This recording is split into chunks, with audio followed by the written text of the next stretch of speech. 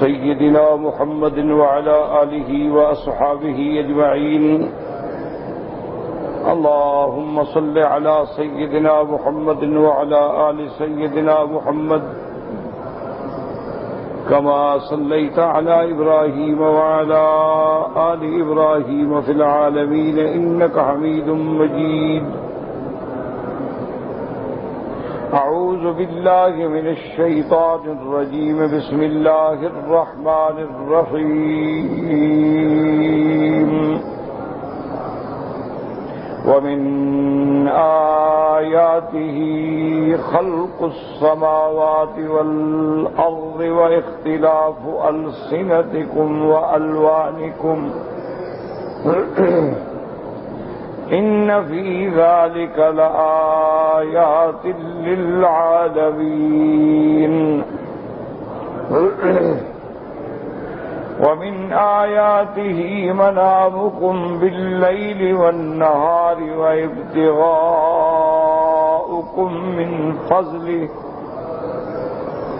إن في ذلك لآيات لقوم يسمعون. ومن آياته يريكم البرق خوفا وطمعا وينزل من السماء فيحيي الأرض بعد موتها إن في ذلك لآيات لقوم يعقلون. ومن آياته أن تقوم السماء والأرض بأمره ثم إذا دعاكم دعوة من الأرض إذا أنتم تخرجون. اللہ تبارک و تعالی نے کلام مقدس کی ان آیات مبارکہ میں اور اس سورت مبارکہ میں 6 نشانیاں متواتر ذکر فرمائی ہیں. کیونکہ انسان کی طاقت نہیں ہے کہ وہ اللہ تبارک و تعالی کی ذات کو دیکھ سکے یا اللہ تبارک و تعالی سے ہر انسان ہم کلام ہو سکے. وہ تو انبیاء میں بھی صرف حضرت موسیٰ علیہ السلام کو یہ مقام ملا ہے. تو اب فطری طور پر ہر بندے کے ذہن میں یہ تقاضا ہوتا ہے، خیال ہوتا ہے کہ میں جس کی عبادت کر رہا ہوں اس کو کیسے پہچانوں.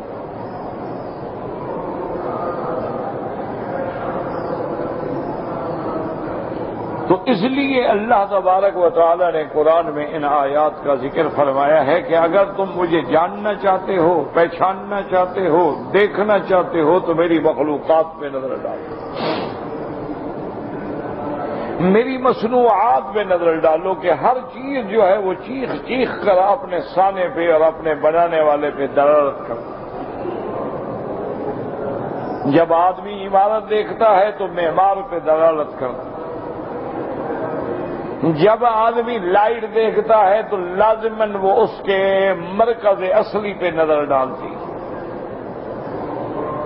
جب آدمی کوئی چیز دیکھتا ہے تو فوراً اس کے صنع کرنے بنانے والے پہ نظر جاتی ہے. تو اس لیے اللہ نے حکم فرمایا کہ سب سے پہلے تو تم اپنی تخلیق پہ نظر ڈالو کو ومن آیاتہ ان خلق ان خلقکم من تراب، میں نے تم کو مٹی سے پیدا کیا اور پھر اب تم پوری دنیا پہ سلطنت کر رہے ہو، پوری دنیا پہ تمہارا تسلط. اور دوسری نشانی فرمائی کہ اس پہ غور کرو کہ من آیاتہ ان خلق لکم من انفسکم ازواجا، کہ میں نے تمہاری جنس سے تمہارے لیے بیویاں پیدا کی تاکہ تم سکون حاصل کر سکو. وجعل بینکم مودۃ ورحمۃ، اور میں نے تم دونوں کے درمیان، میاں بیوی کے درمیان میں ایک محبت اور رحمت کا رشتہ رکھ دیا. تو اللہ تبارک و تعالیٰ فرماتے ہیں کہ دیکھو مادہ ایک ہے، اصل ایک ہے مٹی، اس سے میں نے آدم علیہ السلام کو پیدا کیا اور پھر سیدہ حوا کو پیدا کیا، لیسکن الیہا، تاکہ آدم سکون پکڑ سکے۔ اور اللہ تبارک و تعالی نے میاں بیوی کے رشتے کے لیے جو 3 الفاظ استعمال فرمائے ہیں، اس سے زیادہ کوئی بہتر نہ تقریر ہو سکتی ہے نہ تفسیر ہو سکتی کہ سب سے پہلی چیز تو یہ ہے کہ بیوی سکون کا ذریعہ، وہ سکون قلب ہو، وہ سکون جسم و جان ہو، وہ سکون ذہنی ہو، وہ سکون فکری ہو، وہ سکون نفسی ہو، ہر قسم کا اسے سکون ملے۔ اور دوسری بات یہ ہے کہ دونوں کے درمیان میں محبت ہو، یہ نہیں کہ کرائے کے لیے ہے کہ پیسے دیے ہیں تو چلو بھی فائدہ اٹھا لو، دونوں کے درمیان میں محبت ہو اور الفت ہو۔ اور تیسری چیز یہ ہے کہ دونوں کے درمیان میں شفقت ہو اور رحمت ہو، کہ ایک دوسرے کے دکھ سکھ کے وہ ساتھی بن جائیں۔ یہ نہیں کہ جب تک خاوند کما رہا ہے، تندرست ہے، تو بیوی خوشامد کر رہی ہے، خاوند کی نوکری ختم ہو گئی، معذور ہو گیا تو پوچھتی نہیں۔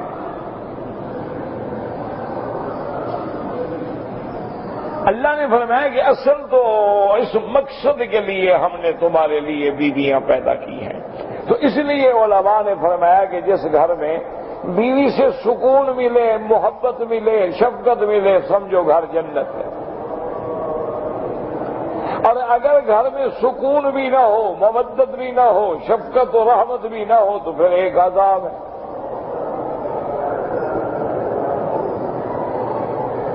اب ان 2 نشانیوں کے بعد آج اللہ تبارک و تعالی نے ہماری توجہ جو ہے ایک تیسری نشانی کی طرف ڈالی۔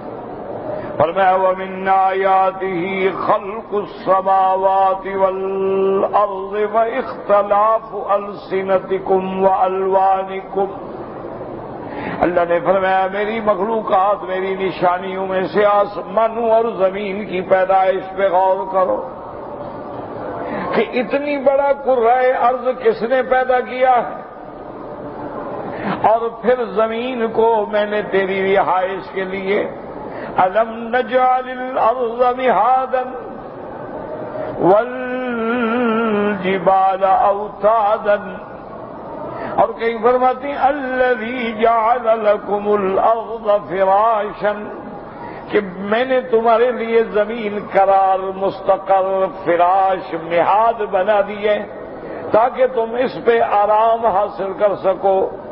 اس لیے علماء نے فرمایا کہ جیسے میاں بیوی کا جوڑا ہے، آسمان اور زمین کا بھی جوڑا ہے، جیسے بیوی زمین ہے اور خاوند اس کے لیے بمنزل آسمان کے ہے، اسی طرح زمین ہے، اسی طرح آسمان ہے۔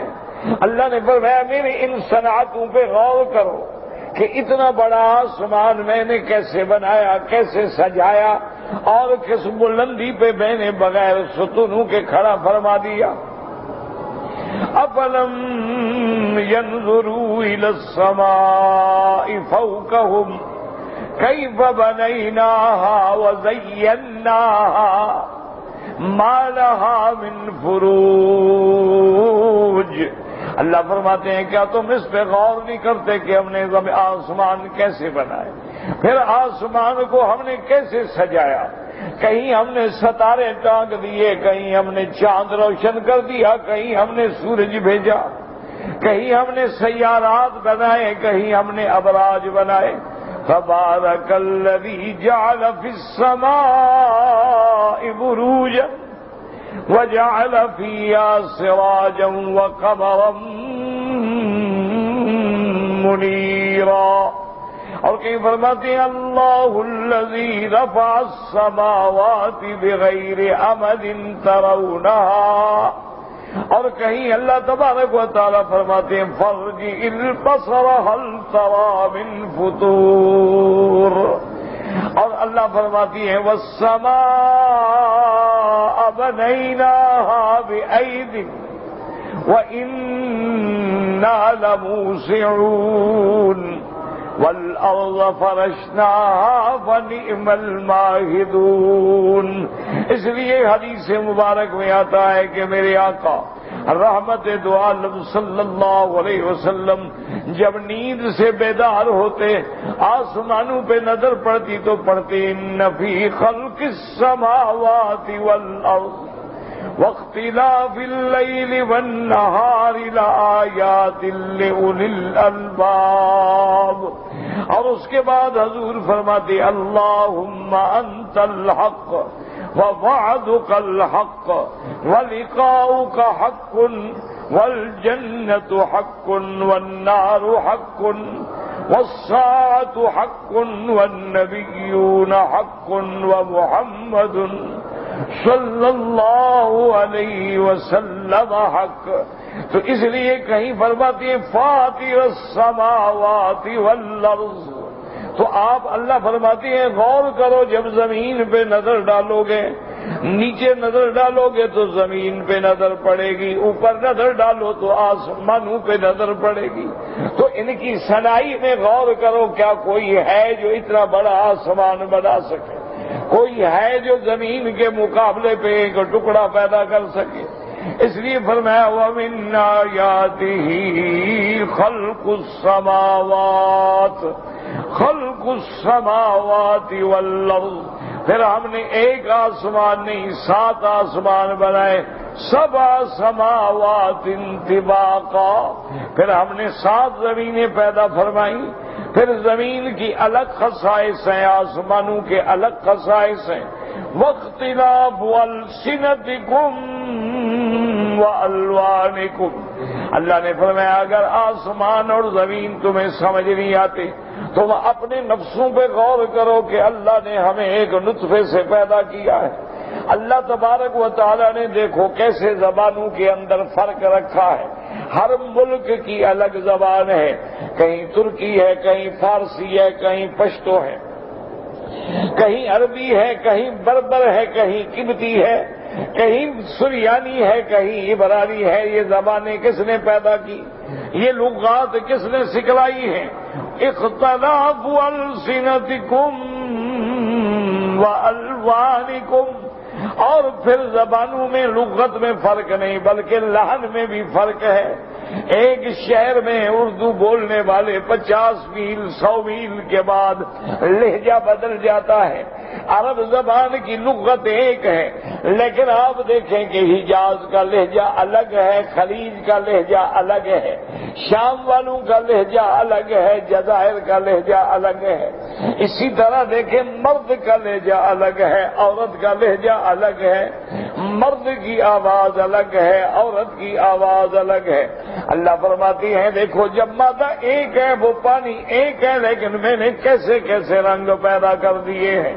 اختلاف السنتکم والوانکم، اور دیکھو میں نے گورے پیدا کیے، میں نے کالے پیدا کیے، میں نے گندم گون پیدا کیے، میں نے سرخ پیدا کیے۔ جب مادہ ایک ہے، اصل ایک ہے، تو پھر رنگوں کے اختلاف پہ نظر ڈالو کہ کون ہے جس نے یہ رنگ پیدا کیے، کون ہے جس نے اس زبان کو مختلف لغات سے شناسا کیا، کون ہے جس نے ہر ملک کے بندوں کو الگ لغت، الگ لہجہ، الگ لہن عطا فرمایا۔ ان فی ذلک لآیات للعالمین، اللہ فرماتے ہیں ان چیزوں میں نشانیاں ہیں لیکن جاننے والوں کے لیے۔ عالم عالمین، جاننے والے یعنی جاہل کیا غور کرے گا؟ جو جاننے والے ہیں وہ غور کرتے ہیں کہ زبان تو ایک ہے لیکن لہن مختلف ہے، زبان ایک ہے لیکن لغت مختلف ہے، اور غور کرتے ہیں کہ ماں باپ ایک ہے لیکن بیٹوں میں کتنا بڑا تفاوت ہے۔ بعض بیٹے جاہل ہیں، بعض بیٹے عالم ہیں، بعض بیٹے جو ہیں لمبے ہیں، بعض بیٹے جو ہیں چھوٹے ہیں، بعض ملکوں کی مخلوق کا قد چھوٹا ہے، بعض کا بڑا ہے، بعض کا درمیانہ ہے۔ یہ سب اختلاف پیدا کرنے پہ کون قادر ہے؟ غور کرو۔ ان فی ذلک لآیات للعالمین، اب اس کو یوں سمجھو، بعض علماء فرماتے ہیں غور کرو، کون ماں باپ ہے جو چاہتا ہے کہ میرے بیٹے خوبصورت نہ ہوں؟ کون ماں باپ ہے جو چاہتا ہے کہ میرا بیٹا ہو لیکن غبی ہو اور کند ذہن ہو، جاہل ہو؟ ہر ماں باپ کی ایک تمنا ہوتی ہے میرا بیٹا ہو، بیٹی ہو، چاند جیسی شکل ہو، ایسا قد ہو، ایسا بال ہو، ایسی شکل ہو، ایسی صورت ہو، لیکن اللہ کی مرضی ہے اس طرح نہیں ہو سکتے جس طرح تم چاہتے ہو، تو مانا پیدا کرنے والا کوئی اور ہے۔ تمہارے بس میں ہوتا تو تم ٹھیک نہ کر دیتے، تمہارے بس میں ہوتا تو تم سارے کے سارے خوبصورت نہ ہو جاتے، تمہارے بس میں ہوتا تم سارے کے سارے ذکی نہ پیدا کرتے، پھر غبی کیوں پیدا ہو؟ تو معلوم ہوا کہ تم بے بس ہو۔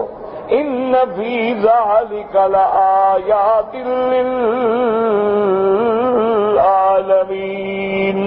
اور پھر اللہ فرماتی ہے غور کرو کہ میاں بیوی ملتے ہیں، پانی کا رنگ تو الگ ہے لیکن بیٹے بیٹی کا رنگ الگ ہے، مادہ الگ ہے لیکن رنگ دیکھو۔ اب یہ تو نہیں ہے کہ جو لوگ افریقہ میں ہیں یا کالے ملکوں میں ہیں کیا ان کا مادہ منویہ بھی کالا ہوتا ہے؟ نہیں، لیکن اللہ تبارک و تعالیٰ کی شان ملاحظہ فرمائیں اور پھر دیکھیں کہ ہر بندے میں اللہ نے کیسا لحن رکھا ہے کہ ہر آدمی کا لہجہ الگ ہے، لحن الگ۔ اب دیکھیں نا، ہم یہاں رہ کے کتنی عربی بول لیں لیکن اندھے کو بھی پتہ لگ جاتا ہے کہ یہ اصلی عربی نہیں ہے۔ اصلی عربی بولنے والے کا لہجہ الگ ہے، لفظ الگ ہے، زبان الگ ہے، اس کے بولنے کا انداز الگ ہے۔ آپ جناب جا کے جتنا عرصہ گزاریں، یورپ میں جا کے زندگی گزاریں، انگلینڈ میں جا کے گزاریں، آپ وہاں پیدا ہوں، وہاں بچے ہیں، وہاں پڑھتے ہیں، وہاں لکھتے ہیں اور بے تکلف زبان بولتے ہیں، لیکن ان کے اور اصل میں فرق ہے۔ تو اللہ نے فرمایا سیدھے کو بھی غور کرو کہ یہ بھی فرق رکھنے والا اور پیدا کرنے والا کون ہے۔ اسی فرمایا ان فی ذلک لآیات للعالمین ومن آیاتہ منامکم باللیل والنہار وابتغاؤکم من فضلہ ان فی ذلک لآیات لقوم یسمعون۔ اللہ نے فرمایا میری نشانی میں غور کرو، وَمِنْ آیَاتِهِ مَنَامُكُمْ، کہ تمہیں کیسے میں نیند دیتا ہوں۔ دیکھو نا کہ نیند اگر تیرے بس میں ہو تو کوئی چاہتا ہے کہ میں بیدار رہوں؟ کون چاہتا ہے کہ میری نیند خراب ہو؟ لیکن اللہ نہ چاہے تو گولیاں کھانے سے بھی نیند نہیں آتی، اور اگر اللہ تبارک و تعالیٰ چاہے تو دیکھیں گرمی ہے، زمین گرم ہے لیکن مزدور سویا ہوا مزے کی نیند کر رہا ہے۔ تو انہوں نے فرمایا یہ نیند جو میں نے بنائی ہے، اور جس نیند سے تیری ساری تھکن اتر جاتی ہے، تم فرش ہو جاتے ہو، تر و تازہ ہو جاتے ہو۔ من آیاتہ منامکم باللیل والنہار۔ یاد رکھو یہاں تو علماء کے دو قول ہیں کہ تمہارے لیے نیند بھی میری نشانی ہے، دن میں بھی رات میں بھی، کیونکہ بندہ دن میں بھی سوتا ہے اور رات میں بھی سوتا ہے۔ اور بعض علماء فرماتی ہیں کہ رات سونے کے لیے ہے اور دن کام کے لیے ہے، لیکن یہاں اللہ نے دونوں کو ذکر کر دیا۔ وَمِنْ آیَاتِهِ مَنَامُكُمْ بِاللَّيْلِ وَالنَّهَارِ وَإِبْتِغَاؤُكُمْ مِنْ فَضْلِهِ۔ تو اس سے معلوم ہوا کہ آدمی رات میں بھی کام کر سکتا ہے، رات میں بھی نوکری کر سکتا ہے، رات میں بھی اللہ کا فضل ڈھونڈ سکتا ہے، اور جیسے رات کو نیند کرنا جائز ہے تو دن کو بھی نیند کرنا جائز ہے، بلکہ سنت ہے کہ دن میں کھانے کے بعد تھوڑا سا آدمی لیٹ جائے۔ اب تو دنیا کے نئے علوم جو ہیں، نئے ڈاکٹر جو ہیں وہ بھی تسلیم کرتے ہیں کہ جو لوگ کھانے کے بعد قیلولہ کرنے کے عادی ہیں ان کو اللہ کی رحمت سے دل کی بیماریاں کم ہوتی ہیں بنسبت ان لوگوں کے جو آرام نہیں کرتے ہیں۔ تو اللہ نے فرمایا دیکھو میں نے تمہارے لیے نیند پیدا کر دی، اور ایک ایسا نظام رکھا ہے کہ بس جب وقت آئے گا بس آدمی بھئی مجھے اب نیند آ رہی ہے میں نہیں بات کر سکتا، آدمی اپنی بیوی سے بھی بات نہیں کر سکتا، دوستوں سے بھی مجھے نیند تنگ کرے بھی میں سوتا ہوں۔ تو اللہ نے فرمایا یہ نیند کا اثر پیدا کرنے والا کون ہے؟ اور میں چاہوں تو تم بیٹھے رہو 4 دن 10 دن نیند نہ آئے، اور پھر تمہارے لیے ساری رات کا نظام بنانے والا کون ہے؟ اس لیے کسی جگہ اللہ تبارک و تعالیٰ فرماتی ہے وَجَعَلْنَا اللَّيْلَ لِبَاسًا وَجَعَلْنَا النَّهَارَ مَعَاشًا، میں نے رات کو تمہارے لباس، یعنی جیسے لباس ڈھانک لیتا ہے، رات کا اندھیرا بھی ڈھانک لیتا ہے، اور دن میں نے تمہارے لیے کام کے لیے پیدا فرمایا ہے۔ لیکن یاد رکھیں کام دن میں بھی جائز ہے، رات میں بھی جائز ہے، نیند دن میں بھی جائز ہے، رات میں بھی جائز ہے، لیکن شرط یہ ہے کہ ہر چیز اللہ کے حکم کے مطابق ہو۔ ان فی ذلک لآیات لقوم یسمعون، اللہ نے فرمایا اس میں نشانیاں ہیں، لیکن ان کے لیے یسمعون جو سنتے ہیں، کیا معنی سمجھتے ہیں، صرف سننے کا کیا فائدہ ہوتا ہے؟ آپ نے دیکھا نہیں کئی دفعہ آدمی دوستوں کو، بھائی کو، اولاد کو نصیحت کرتا ہے، نہیں مانتے، لوگ کہتے ہیں بھئی تم اپنی اولاد کو سمجھاؤ، کہتے ہیں جی میری نہیں سنتے، کیا معنی مانتے نہیں ہیں، بظاہر تو سن رہے ہیں لیکن مانتے نہیں۔ اور بعض علماء نے فرمایا ان فی ذلک لآیات لقوم یسمعون، انہوں نے کہا یسمعون کا معنی ہے یا محفوظ رکھتے ہیں، یاد رکھتے ہیں باتوں کو۔ اسی طرح ایک حدیث مبارک میں آتا ہے، حضرت زید بن ثابت رضی اللہ تعالیٰ عنہ فرماتے ہیں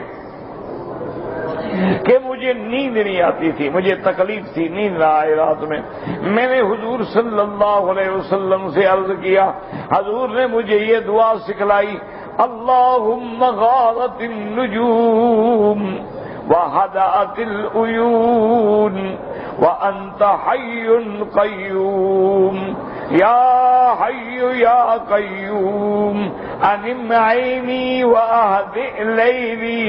حضور نے فرمایا کہ یہ پڑھا کرو، فرماتی ہے میں نے جب پڑھا تو الحمدللہ مجھے نیند آ گئی۔ تو جن لوگوں کی نیند نہیں آتی ہے، بیماری ہے، پریشان ہے، ان کے لیے حضور صلی اللہ علیہ وسلم کی یہ دعا مبارک جو ہے بڑی اکثیر ہے۔ یاد نہ ہو سکے ٹیپ سن لیا یا ابن کثیر میں دیکھ لیں، حضرت زید بن ثابت رضی اللہ تعالی عنہ سے روایت ہے، انہوں نے حضور پاک سے پوچھا اور سرکار دو عالم نے یہ دعا سکھلائی، اللہم غارت النجوم وہدأت العیون وانت حی قیوم یا حی یا قیوم انم عینی واہدئ لیلی۔ اب اللہ فرماتے ہیں میری اور نشانیاں دیکھو، وَمِنْ آيَاتِهِ يُرِيكُمُ الْبَرْقَ خَوْفًا وَطَمَعًا وَيُنَزِّلُ مِنَ السَّمَاءِ مَاءً فَيُحْيِي بِهِ الْأَرْضَ بَعْدَ مَوْتِهَا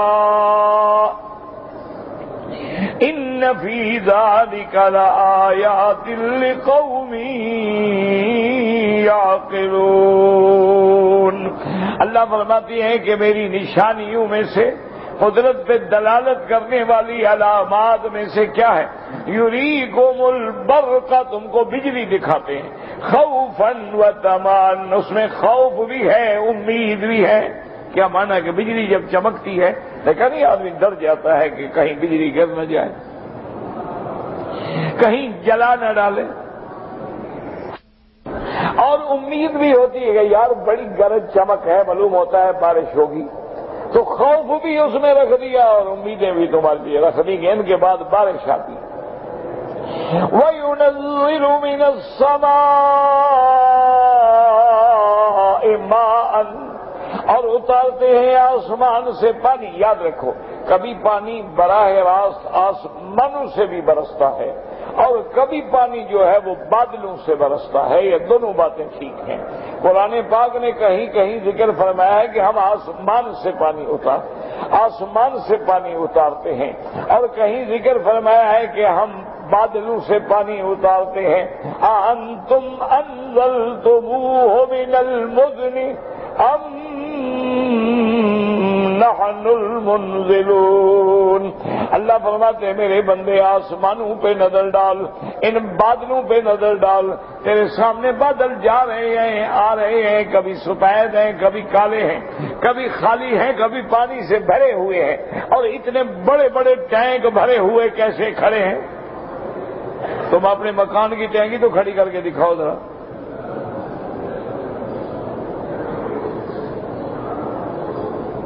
کتنا 1000 گیلن ہوگا، 2000 گیلن ہوگا، ستون نہ ہو، کچھ نہ ہو، ٹینکی ایسے درمیان میں لٹکا دو کھڑی رہے، کیسے دیکھو کھڑی کر سکتے؟ اللہ کا نظام دیکھے کہ بادل پانی کے بھرے ہوئے ہیں، پتہ نہیں کتنی ٹن پانی ان کے اندر ہے، لیکن چل رہے ہیں، تیر رہے ہیں، کبھی ادھر جا رہے ہیں، کبھی اچھا خدا کی شان ہے ہوائی جہاز ان کے اندر سے گزر رہے ہیں، اور ایسے معلوم ہوتا ہے جیسے روئی کے گالے اڑ رہے ہیں۔ وہ کیسے نیچے سے پانی ہم لے جاتے ہیں، پھر کیسے پانی گرتے ہیں، فرمایا کبھی غور تو کرو نا اس میں۔ اس لیے فرمایا وَيُنَزِّلُ مِنَ السَّمَاءِ مَاءً فَيُحْيِي بِهِ الْأَرْضَ بَعْدَ مَوْتِهَا، پھر ہم آسمان سے پانی اتار کے زمین کو زندہ کرتے ہیں اس کے مر جانے کے بعد، کہ جب زمینیں بنجر ہو جاتی ہیں، زمینیں بالکل پھٹ جاتی ہیں، پانی نہیں ہے، ہم برسا دیتے ہیں پانی، پھر زمین مردہ کو ہم زندہ کر دیتے ہیں۔ اور میں اس پہ تو غور کرو کہ آسمان بنانے والا کون ہے، آسمانوں سے پانی اتارنے والا کون ہے، اس پانی کو زمین میں جذب کر کے زمین کو زندگی دینے والا کون ہے، کہ زمینیں خالی پڑی، پانی آ گیا ماشاءاللہ، اگر بیج نہ بھی ڈالو تو گھاس وغیرہ خود بخود نکل آتے ہیں۔ ان فی ذلک لآیات لقوم یعقلون، اللہ نے فرمایا ان چیزوں میں نشانیاں ہیں، لیکن جو عقل رکھتے ہیں، کیا مانا، جو سمجھنے کی کوشش کرتے ہیں، جو بے وقوف بن کے چل رہے ہیں، کھا رہے ہیں، پی رہے ہیں جیسے جانور ہیں، ان کے لیے کیا نشانی؟ ان کے لیے کوئی نشانی نہیں۔ تو اس لیے فرمایا وَمِنْ آيَاتِهِ أَن تَقُومُ السَّمَاءُ وَالْأَرْضُ بِأَمْرِهِ، اور فرمایا ہے کہ میری نشانیوں میں سے ہے، غور کرو کس طرح آسمان اور زمین اس کے حکم سے کھڑے ہیں۔ کوئی آپ ایک چھت تو کھڑی کر کے دکھائیں جس کے ستون نہ ہوں، ایک کمرے کی چھت ہو لیکن ستون نہ ڈالیں، انشاءاللہ جتنے نیچے بیٹھے ہوں گے وہ بھی ختم۔ لیکن اللہ فرماتے ہیں اس پہ غور کرو نا کہ میرے آسمان و زمینوں کو روکنے والا کون ہے، کس کے حکم سے کھڑے ہیں۔ اس لیے دوسری آیت میں اللہ فرماتے ہیں ان اللہ یمسک السماوات والارض يمسك السماوات والارض ان تزولا، اسی کی ذات ہے جس نے آسمانوں کو پکڑا ہوا ہے، اپنے مقام پہ کھڑے ہیں، اگر اللہ چاہے تو بس فوراً گر جائے۔ اس لیے اللہ فرماتے ہیں دوسرے مقام پہ وَيُمْسِكُ السَّمَاءَ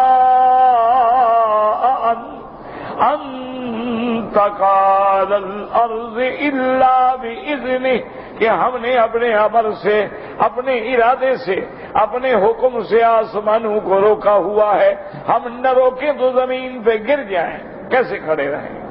اور پھر آسمانوں پہ اللہ کی اتنی مخلوق ہے جن کو تم گن بھی نہیں سکتے۔ یہ نہیں ہے کہ آسمان خالی ہیں، آسمانوں پہ، اس لیے صحیح حدیث مبارک میں آتا ہے کہ ایک دن میرے آقا رحمت دو عالم سیدنا محمد مصطفیٰ صلی اللہ علیہ وسلم صحابہ میں بیٹھے تھے، حضور نے سر مبارک اٹھا کے اوپر دیکھا، بعد میں صحابہ نے عرض کیا کہ یا رسول اللہ صلی اللہ علیہ وسلم آپ نے کیا دیکھا؟ حضور نے فرمایا اتت السماء وحق لها ان تئت، آپ نے فرمایا میں نے آسمانوں میں چرچراہٹ کی آواز سنی ہے۔ عقید کہتے ہیں اس آواز کو، جیسے آپ نے دیکھا نا اونٹ پہ پلان رکھے تو جب اونٹ چلتا ہے لکڑی لگے تو آواز پیدا ہوتی ہے، تو اس کو چرچراہٹ کہتے ہیں۔ فرمایا میں نے آسمانوں سے آواز سنی ہے، اور فرمایا آواز ہونی بھی چاہیے، کیونکہ ما من موضع قدر شبر، آسمانوں میں ایک بالشت کے برابر بھی جگہ خالی نہیں مگر کوئی نہ کوئی اللہ کا فرشتہ تسبیح کہہ رہا ہے۔ تو آسمانوں میں اللہ کی مخلوق ہے، اللہ کے فرشتے ہیں، اور اللہ تبارک و تعالی نے آسمانوں میں سلسلہ رکھا ہے، پھر آسمانوں میں سدرۃ المنتہا ہے، لوح محفوظ ہے، اور کرسی ہے، اور اس سب کے بعد سب سے اوپر عرش ہے۔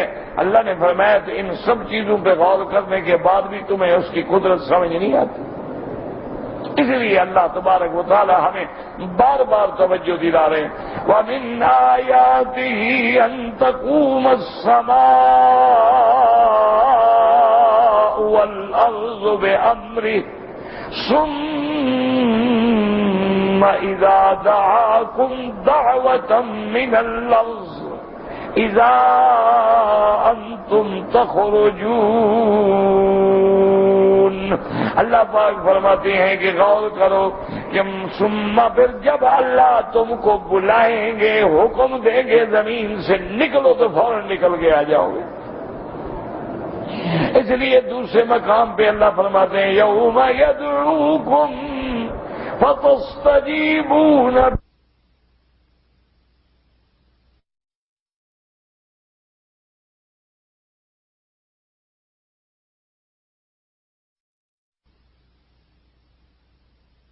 لبستم الا قلیلا۔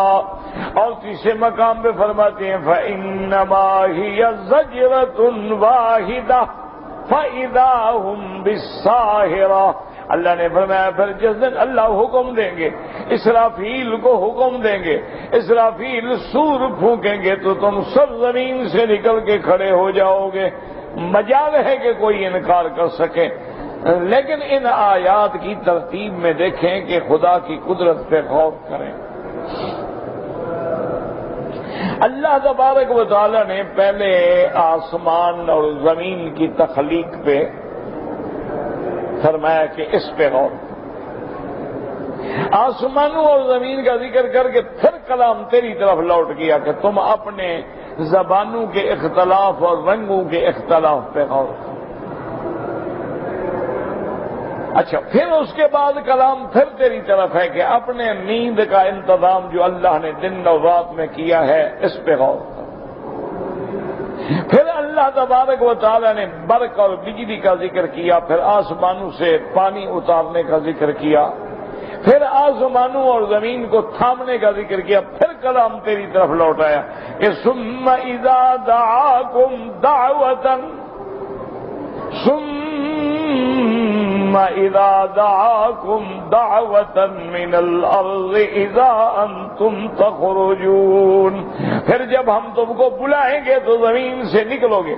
اب غور کرو کہ ابتدائی آیت میں تیرا ذکر تھا وَمِنْ آيَاتِهِ أَنْ خَلَقَكُم مِّن تُرَابٍ ثُمَّ إِذَا أَنْتُمْ بشر تنتشرون۔ اور پھر آخری نشانی میں بھی تیرا ذکر ہے ثم اذا دعاکم دعوة من الارض اذا انتم تخرجون۔ اشارہ ہوا کہ میرے بندے یہ ساری کائنات میں نے تیرے لیے سجائی ہے، یہ زمین کیوں ہے، آسمان کیوں ہیں، اور جب قیامت ہوگی بندے ختم ہو گئے پھر آسمان بھی ختم، زمینیں بھی ختم، کہ جب رہنے والے نہ رہے تو اب ان کی کیا ضرورت ہے۔ اس لیے اللہ تبارک و تعالی نے اپنی قدرت کی نشانیوں میں سب سے پہلے بھی تیری تخلیق کا ذکر کیا، سب سے آخر میں بھی تیرے قیامت والے دن اٹھنے کا ذکر کیا۔ اگر اللہ نے درمیان میں آسمان و زمین کا ذکر کیا پھر تیرے اختلاف السنت و الوان کا ذکر کیا، اس سے تنبیہ دلانا مقصود ہے، سمجھانا مقصود ہے کہ میرے بندے میں نے آسمان بنائے تیرے لیے، زمین بنائی تیرے لیے، کھیتیاں اگائی تیرے لیے، چاند سورج کو روشن کیا ہے تیرے لیے، اور تجھے میں نے بنایا ہے اپنے، اور اسی پہ غور۔ اچھا، اور خدا کی قدرت دیکھیں کہ علماء نے لکھا ہے کہ اگر اللہ کی کوئی چیز بندے کی خدمت نہ کر سکے، مثلا دریا میں مچھلی پکڑو جی، شکار کرو جی، کھاؤ ماشاءاللہ، اچھا اگر وہ دریا میں مر جائے، اس کی علامت یہ ہوتی ہے کہ مچھلی اگر دریا میں مر جائے تو پھر الٹی ہوتا رہی ہوتی ہے۔ اچھا دریا میں مر جائے، اب کیا کرو؟ اٹھا کے پھینک دو، میرے بندے کے کھانے کے قابل نہیں تو پھینک دو، اب اس کی کوئی ضرورت ہی نہیں۔ اچھا جی، جانور ہے دودھ دے رہا ہے، بندہ کہتا ہے یار دودھ دینے والا جانور ہے، اس کو ذبح نہ کرو۔ اچھا جی، اب بوڑھا ہو گیا، دودھ نہیں دیتا، اللہ بندہ سے ذبح کر کے گوشت کھا جاؤ۔ اچھا اب صرف گوشت نہیں ہے، یعنی جب تک طاقتور ہے دودھ بھی تیرا، اس کے بعد ذبح کرو گوشت بھی تیرا، چمڑا بھی تیرا۔ اللہ فرماتے ہیں کہ میری تو ہر چیز تیرے کام آئے لیکن تو میرے کام نہ آئے۔ لیکن اللہ فرماتے ہیں کہ کبھی غور کرو کہ تم کو 1,24,000 پیغمبر کے ذریعے میں نے عقیدہ توحید سکھلایا، لیکن تم شرک میں مبتلا ہو گئے۔ اگر ایک دن میری زمین کو میں حکم دے دوں، وہ کہے کہ میرے اوپر مت رہو، نکل جاؤ، بتاؤ کہاں جاؤ گے؟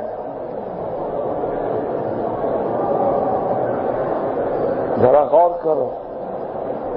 اسی لیے سابقہ کتابوں میں آتا ہے کہ اللہ کا ارشاد ہے کہ من لم یرضا برضائی ولم یقضی بقضائی فلیطلب ربا سوائی، کہ جو بندہ میری رضا پہ راضی نہیں، میری قضا پہ راضی نہیں، جاؤ خدا اور ڈھونڈ لو، نکل جاؤ میری زمین سے۔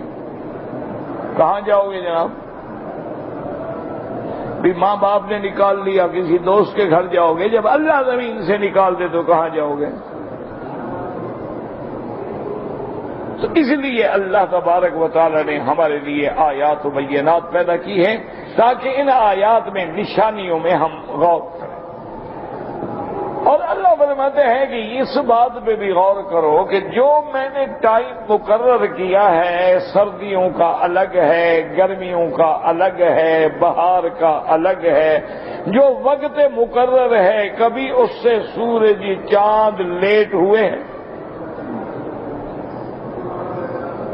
تیرا بڑا عقل ہے لیکن جہاز لیٹ ہو جاتے ہیں، تیرا بڑا عقل ہے ٹرینیں لیٹ ہو جاتی ہیں، تیرا بڑا عقل ہے بسیں لیٹ ہو جاتی ہیں، لیکن اللہ کے اس نظام میں جو شمس و قمر کا نظام ہے کبھی لیٹ ہوا ہے؟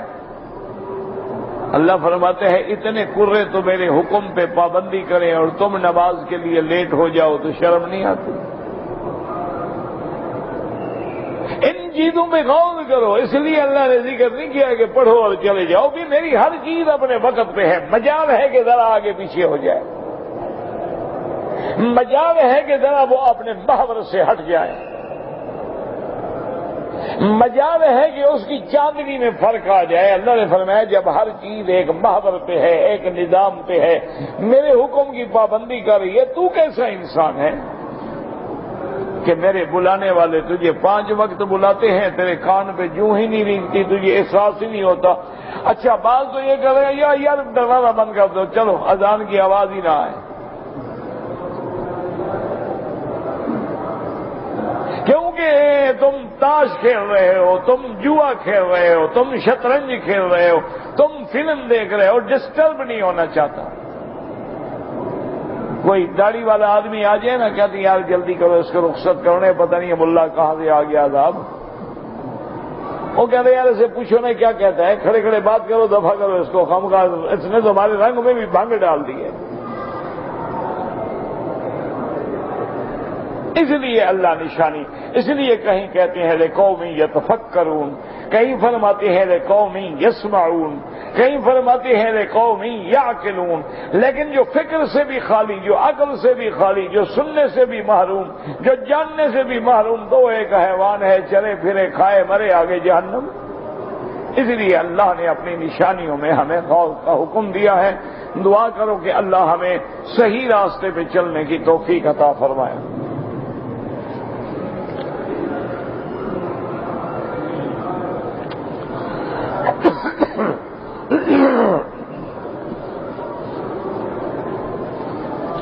ایک شخص جیزان سے مکہ مکرمہ آیا، عمرہ کیا، پھر مدینہ منورہ زیارت کے لیے چلا گیا، لیکن مدینہ منورہ سے جب مکہ مکرمہ دوبارہ آیا تو عمرہ نہیں کیا۔ تو میرا بھائی ایک بات یاد رکھو کہ مدینہ منورہ بھی میقات ہے۔ اگر کوئی آدمی مدینہ منورہ جاتا ہے اور پھر سیدھا مکہ مکرمہ آ رہا ہے تو اس کو لازم ہے کہ وہ عمرہ کرے، اور تمام ائمہ اربعہ کا اتفاق ہے کہ احرام کے بغیر نہ آئے اس کے لیے عمرہ افضل ہے، عمرے کی عبادت حاصل ہو رہی ہے۔ فرق صرف اتنا ہے کہ بعض ائمہ فرماتے ہیں جیسے امام احمد بن حنبل رحمۃ اللہ علیہ کہ بھی اگر اس کی نیت عمرے کی نہیں تھی، نیت کسی دوست کو ملنا تھا، کاروبار تھا، ملازمت تھی، اس نے اگر عمرہ نہیں کیا تو دم نہیں پڑے گی۔ وہ یہ نہیں کہتے کہ نہ کرو، بات کو سمجھا کریں، یعنی عمرہ کرنے کے لیے تو چارے ائمہ کا یہی حکم ہے کہ حضور نے میقات بنائے اور میقات سے بغیر احرام کے نہ گزرے۔ ان کے نزدیک صرف گنجائش یہ ہوگی کہ اگر تمہاری نیت حج اور عمرے کی نہیں تھی اور تم نے عمرہ نہیں کیا تو دم سے بچ جاؤ گے، لیکن امام ابو حنیفہ رحمۃ اللہ علیہ فرماتے ہیں کہ بالکل نہیں۔ ہاں، وہ فرماتے ہیں کہ اگر بار بار آنے جانے والا آدمی ہے، ڈرائیور ہے، روزانہ بیچارہ مدینہ شریف جاتا ہے، طائف جاتا ہے، آتا ہے، اب روز تو عمرہ نہیں کر سکتا، یا کوئی ملازم ہے، اس کی ڈیوٹی ہے، اس کو بار بار جانا پڑتا ہے، ہر ہفتے میں جانا پڑتا ہے، تو آپ ہر وقت عمرہ نہیں کر سکتے، تو اس کے لیے تو امام صاحب کے ہاں بھی گنجائش ہے۔ ورنہ امام ابو حنیفہ رحمۃ اللہ علیہ فرماتے ہیں کہ ہر حال میں عمرے کا احرام باندھے، عمرہ کرے، اگر نہیں کرے گا عمرہ بھی قضا کرے اور دم بھی ادا کرے۔ ان کی دلیل یہ ہے کہ وہ فرماتے ہیں کہ حضور نے جب میقات بنائے ہیں کس لیے بنائے؟ اگر ہر آدمی کی اپنی رائے ہے کہ بھئی میں نہ کروں تو پھر میقات کا فائدہ کیا ہوا؟ اور دوسری بات یہ ہے کہ امام ابو حنیفہ رحمۃ اللہ علیہ فرماتے ہیں کہ اس بات پہ غور کرو کہ حضور پاک صلی اللہ علیہ وسلم کبھی میقات سے خود بغیر عمرے کے آئے ہیں؟ صرف ایک موقع ہے جب آپ نے مکہ فتح کیا، اس دن حضور پاک بغیر احرام کے آئے، لیکن یہ بھی ساتھ فرما دیا کہ اللہ نے مجھے خاص طور پہ اجازت دی ہے، اللہ نے میرے لیے حرم میں جا کے جنگ کرنا بھی حلال کیا ہے، پھر قیامت تک کسی کے لیے جنگ حرم میں حلال نہیں ہوگی۔ تو اس لیے وہ فرماتے ہیں یہ تو ایک خاص بات تھی، ورنہ جب بھی حضور آئے تو عمرے کا احرام باندھا، حتیٰ کہ جب حضور کو کافروں نے روک دیا تھا، حضور پاک نے وہی دم احسار بھی دیا، سر مڈایا، احرام کھولا، اگلے سال آگے عمرہ قضا۔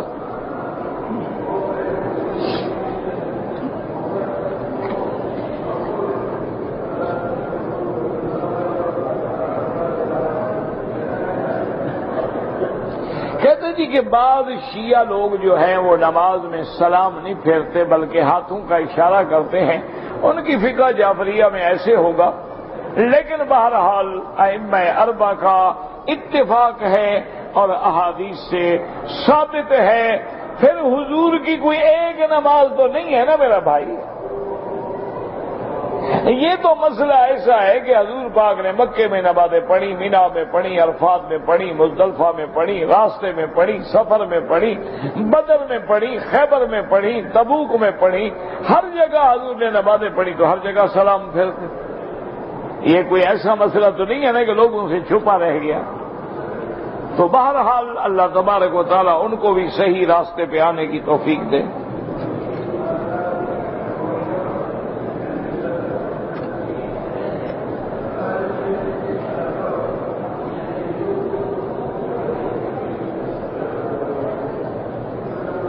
کہتے ہیں جی کہ اگر ہم نے قربانی کا جانور مثلاً گائے خریدا یا ہم نے اونٹ خریدا، اس میں 7 بکریاں ہوتی ہیں، تو اگر ہم نے مثلا ایک آدمی کا لڑکا پیدا ہوا، کیا اس میں وہ 2 بکریاں حقیقہ نہیں ہوتا، لفظ ہے حقیقہ عین سے، تو عقیقے کی 2 بکریاں بھی شامل کر سکتا ہے، کر سکتا ہے، کوئی منع نہیں۔ یہ ضروری نہیں ہوتا ہے کہ اگر لڑکا پیدا ہو تو ہر حال میں 2 دمبے ذبح کرے، 2 بکرے کر لے، بکریاں کر لے، دمبے کر لے، بھیڑیں کر لے، باندھا ہے تو، یا اس نے بڑے جانور میں 2 بکریوں کا حصہ رکھ لیا، کوئی مسئلہ نہیں۔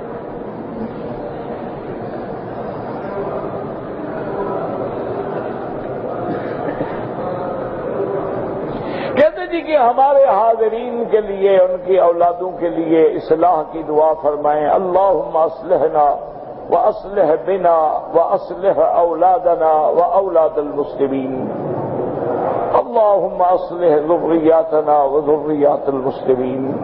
خصوصی طور پہ دعا کیا کرو ایک دوسرے کے لیے، ایک دوسرے کی اولادوں کے لیے۔ یہ دور جو ہے بڑا ابتلا کا دور ہے، شیطان ننگا ناچ رہا ہے۔ اس وقت طاغوت جو ہے اپنی انتہائی فساد کی آخری حدوں کو چھو رہا ہے، اور ہر گھر میں فساد ہے، ہر زمین پہ فساد ہے۔ ظہر الفساد فی البر والبحر بما کسبت ایدی الناس۔ اب ہر بندے کے ہاتھ میں فساد ہے، ہر بندے کے جیب میں فساد ہے، ہر بندے کے کمپیوٹر میں فساد ہے، موبائل میں فساد ہے، کہیں میوزک ہے، کہیں تصویریں ہیں، کہیں افلام ہیں۔ خصوصی دعا کیا کرو اور اپنی اولادوں پہ محبت سے نظر بھی رکھا کرو کہ میرا بیٹا کہاں بیٹھتا ہے، کس کے ساتھ بیٹھتا ہے، اور اس کے کمرے میں کون کون سی CDs ہیں اور کون کون سی فلمیں ہیں۔ ایک دفعہ پیار سے محبت سے بیٹے کے ساتھ بیٹھ کے کہو بیٹا ذرا دکھاؤ نا مجھے بھی تھوڑا، تو تھوڑا نظر رکھیں، ورنہ آج کل اولادوں کے، اس لیے ایک اللہ کے بہت بڑے امام گزرے ہیں، اللہ ان کی قبر پہ کروڑ رحمتیں فرمائے، وہ فرماتے تھے کہ اللہ عجب لمن نجا کیف نجا۔ وہ تو اپنے زمانے کی بات کر رہے ہیں، فرماتے تھے کہ جو ہلاک ہو گئے، برباد ہو گئے، ان پہ تو کوئی تعجب نہیں، جو بچ گیا اس میں تعجب ہے کہ کیسے بچ گیا۔ وہ فرماتے ہیں کہ ہر طرف ہلاکت ہی ہلاکت ہے۔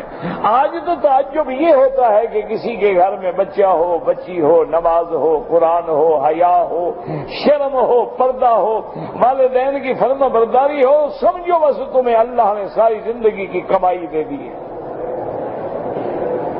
ورنہ آج تو جناب جو دور آ گیا جس سے ہم گزر رہے ہیں، اور جس طرح فساد ہے، اور جس طرح ہلا گلا ہے، اور جس کو آزادی کہتے ہیں، مادر بدر آزادی، یہ کون سی آزادی ہے جو آدمی کو بے حیا بنا دے؟ کہتے ہیں جی ہر بندہ آزاد ہے، اس کے حقوق ہیں، یعنی ایک بیٹا باپ کو اٹھا کے جوتا مار دے یہ بھی آزادی ہے، ایک بیٹی منہ کالا کر کے سارے خاندان کو رسوا کر کے یار کے ساتھ چلی جائے یہ بھی آزادی ہے، اچھی آزادی ہے بھائی۔ اسی لیے اکبر الہ آبادی تو اپنے دور میں بیچارہ رو رہا تھا نا، کہ اس نے کہا تھا کہ اٹھا کر پھینک دو باہر گلی میں، نئی تہذیب کے انڈے ہیں گندے۔ اس نے کہا یہ تمہارے انڈے گندے، ان کو تو بس پھینکنے کے سوا چارہ کوئی نہیں۔ اور جو لوگ فوت ہو گئے دعا کریں اللہ ان کی قبروں کو باغ جنت بنائے۔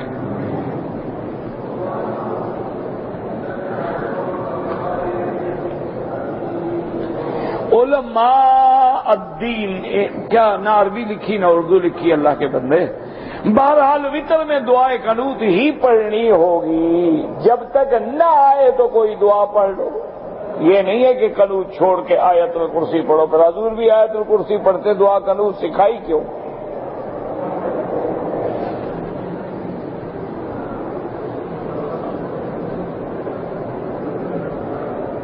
اگر کوئی شخص مر گیا ہے تو ہم طواف کر کے یا عمرہ کر کے، ہاں آپ اپنے لیے طواف کریں، اس کے لیے دعا کریں کہ اللہ ثواب دے، انشاءاللہ دیں گے۔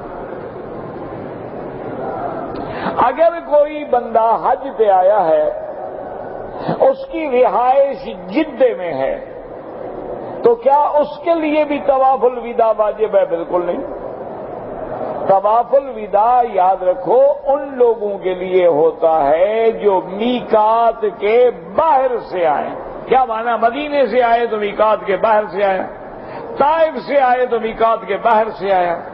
لیکن اگر جدے سے آتا ہے یا بحرہ سے آتا ہے یا جموم سے آتا ہے، یہ تو میقات کے اندر ہے.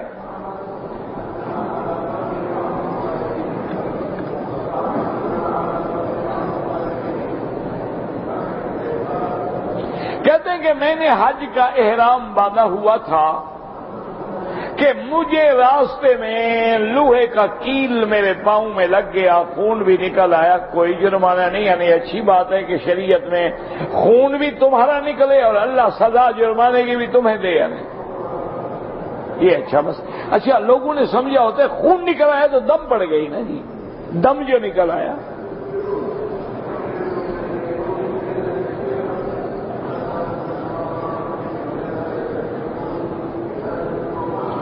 ظہر کی 4 رکعات سنت ہے، 2 میں فاتحہ کے بعد سورت پڑھتا ہوں اور 2 میں نہیں پڑھتا. غلط کرتے.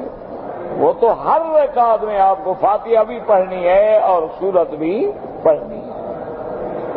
کیوں؟ اگر مثال سمجھو 2 رکعت کر کے پڑھتے تو کیا کرتے؟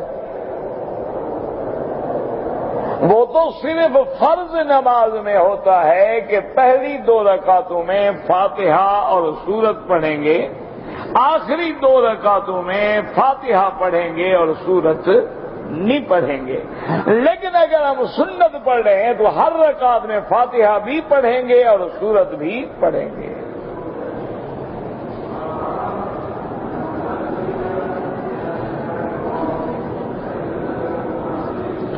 کہتے ہیں جی کہ جو سبزیاں ہم کاشت کرتے ہیں بیچنے کے لیے ان پر بھی عشر ہے تو اور کھانے والی پہ عشر ہوتا ہے. اللہ کے بندے جو بھی سبزی ہو، جو بھی گندم ہے، جو ہے، چاول ہے، باجرہ ہے، کچھ ہے، سب کا عشر دیں گے. کہتے ہیں جی کہ زکوٰۃ اور عشر کے بارے میں تفصیل ہو، یہ جتنی اردو کی کتابیں آپ دیکھ لیں زکوٰۃ کے مسائل، بس اس میں آپ کو سب کچھ مل جائے گا انشاءاللہ.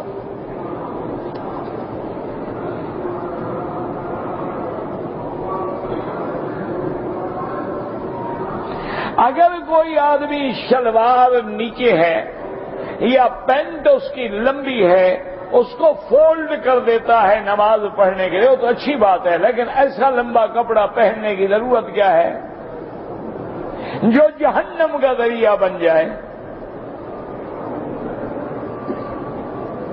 اور یہ کیسا عجیب فیشن ہے کہ جناب وہ پینٹ پہنتے ہیں. اچھا ایک تو پینٹ کی جتنا شکل بگڑی ہوئی ہو نا سمجھا جاتا ہے یہ بڑا فیشنیبل آدمی ہے. اچھا اس میں مردار کتوں کی بو آتی ہو نا سمجھو یہ بہت ایڈوانس آدمی ہے. اور پانچے اتنے لمبے ہوں کہ گند میں بھرے رہیں، پاؤں میں بھرے رہیں، مٹی میں بھرے رہیں تو یہ بھی فیشن کا حصہ ہے. ایسا فیشن تمہیں مبارک ہو. اللہ ہر مسلمان کو ایسی لعنتوں سے محفوظ رکھے. اگر ٹخنے سے نیچے ہوگا ویل للعقاب من النار.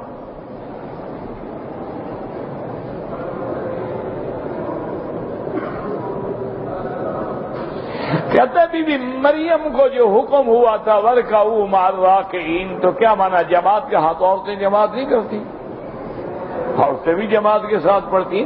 ویسے مانا یہ ہوتا ہے ایمان والوں کے ساتھ رہو.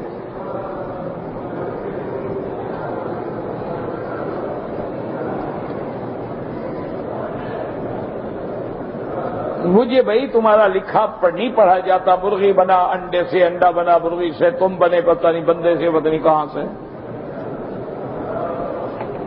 تم خود تو انڈے سے پیدا نہیں ہوئے نا، تو پھر کیا فکر کرتے ہو؟ نہ پڑھا جاتا ہے. 10 دفعہ اس نے بھیجا ہے. میں نے 10 دفعہ کہا خدا کے لیے تمہیں لکھنا نہیں آتا کسی اور سے لکھواؤ. اس کو بھی عادت ہو گئی ہے. کہتے جی کہ حدیث مبارک سے کون سی زبانیں ثابت ہیں؟ عام طور پہ جو زبانیں تھیں وہ سریانی، عبرانی، عربی، بربر، قبط، ترکی، فارسی، یہ سب کتابیں ثابت ہیں.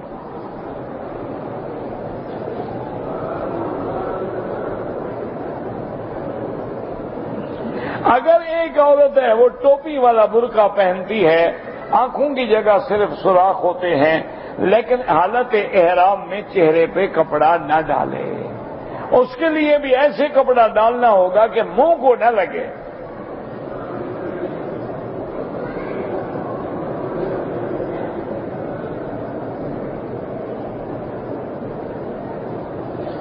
بہرحال جن لوگوں نے شوال میں عمرہ کیا ہے، افضل ان کے لیے یہی ہے کہ وہ ایک بکری دیں گے، کیونکہ شکل ہر حال میں تمتع کی ہو جاتی ہے۔ لیکن امام ابو حنیفہ رحمۃ اللہ علیہ فرماتے ہیں بکری تو دے گا لیکن جرمانے کی ہے، تمتع کی نہیں ہے، بکری سب کے نزدیک ہے۔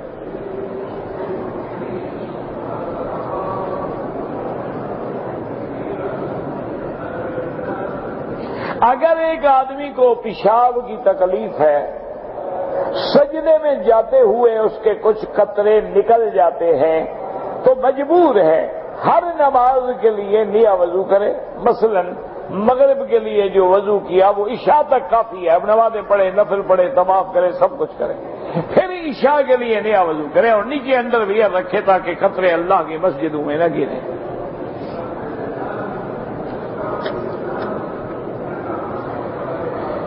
فطرت اور جبلت میں کوئی فرق نہیں۔ کہتے جی کہ حدود کے احکام معاملات میں عورت کی گواہی ناقابل قبول کیوں ہے؟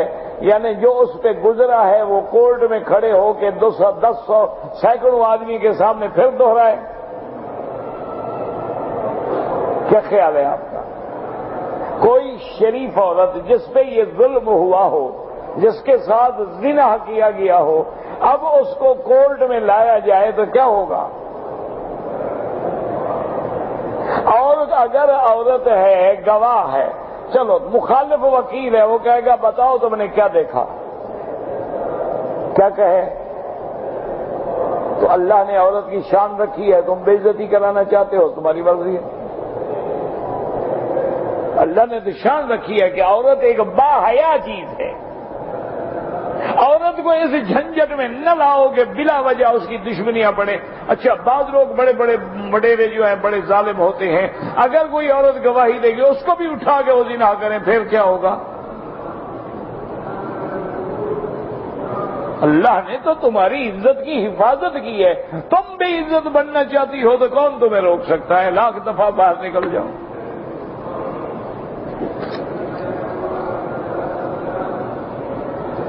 مالی معاملات میں بھی گواہی اسی لیے آتی ہے کہ ایک مخالف وکیل الزام لگا دیتا ہے کہ یہ عورت جو گواہی دے رہی ہے اس بندے سے اس کے ناجائز تعلقات ہیں، تو تمہارا پیسہ ملے نہ ملے اس کی عزت تو ہمیشہ کے لیے گئی نا۔ وہ گواہی دینے آئی، اس نے گواہی دی، اب وکیل ہے، اسے تو مقدمہ جیتنا ہوتا ہے نا۔ وہ کہے گا جناب عالی یہ عورت جو ہے اس بندے سے اس کی دوستی ہے، اس لیے تو گواہی دینے آئی ہے، مطلب گھر چھوڑ کے کورٹ میں آتی۔ اللہ نے فرمایا 2 رکھو، 2 پہ تو الزام نہیں لگ سکتا نا، اس لیے فرمایا کہ 2 عورتیں ہوں تو گواہی ہے، ورنہ ایک کی گواہی نہ لو۔ اللہ نے وہاں بھی تیری عزت کی حفاظت کی ہے کہ تمہیں کورٹ کچہری سے بچایا ہے۔ تم چاہتی ہو کہ نہیں میں وکیل بھی میں بنوں، جج بھی میں بنوں، مدعی بھی میں بنوں، ملزم بھی میں بنوں، اور وکیلوں کے ساتھ چٹخارے لے کے باتیں کروں، بس تمہاری مرضی ہے۔ وضاحت کریں کہ کوئی شخصیت ہے مجھے ملا ہے بلا؟ اللہ نے قرآن نے نہیں فرمایا کان من الجن، وہ جن ہے، شیطان ہے، ابلیس شخصیت نہیں ہے تو ایسے بن گیا ہے۔ شخصیت سے کیا لینا دینا ہے؟ کوئی تعلق رکھنا ہے اس سے؟ کیا خیال ہے؟ آخر شیطان کی شخصیت قرآن میں موجود ہے، تم کیا مزید کیا ڈھونڈ رہے ہو کہ کان من الجن، وہ جن تھا، انہ یراکم، وہ تمہیں دیکھتی ہے تم نہیں دیکھ سکتے ہو۔ تو جب ہم نہیں دیکھ سکتے تو ہم کیا بتائیں؟